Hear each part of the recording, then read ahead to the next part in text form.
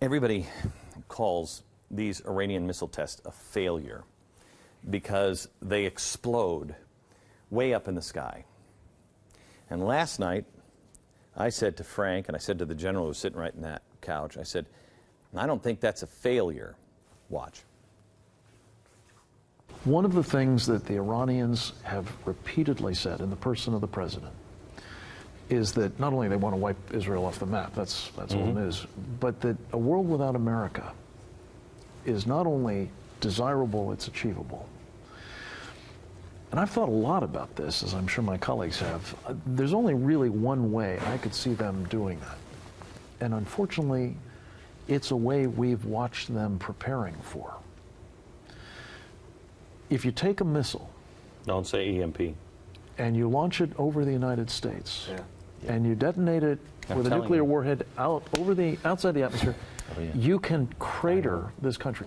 What the Iranians are telling you, not only that they think taking us out is achievable, but also that 2012 is the year the Mahdi will return.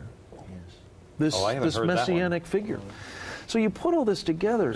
If you want to ask where we'll be a year from now, I'm with these guys that there's a war on. Okay. I don't know where, and I don't know whether we're in it. Have you heard the reports? But it's not going to be good for freedom. Have you heard the reports that, you know, the Iranians, when they were launching the missiles, they were blowing up in the skies? Remember, they were launching the missiles just recently. Out of the, and they were blowing up before they seemed to be failing. They seemed to be failing. Right. So you saw this? Did you see this? Yeah. Where they said, it depends on what the failure is. It depends on what you're trying to do. Right. When I saw that, I thought, that's EMP. That could well be. You don't want, you don't have it coming back. You blow it up here, not here. Further proof the media isn't enlightening you. I bet you this is the only audience around that actually knows what the 12th Imam is and why it's important. And how do they hasten the return of the Promised One? The answer, chaos. And now they say that this is the year of the return of the 12th Imam. Well, I got news for you. If that's just politicians saying that, 2013's coming. You're going to look really stupid when the Mahdi doesn't come. It does not matter if you believe in the 12th Imam or the Mahdi. It doesn't matter what you believe. It matters that they might believe it. I believe they do.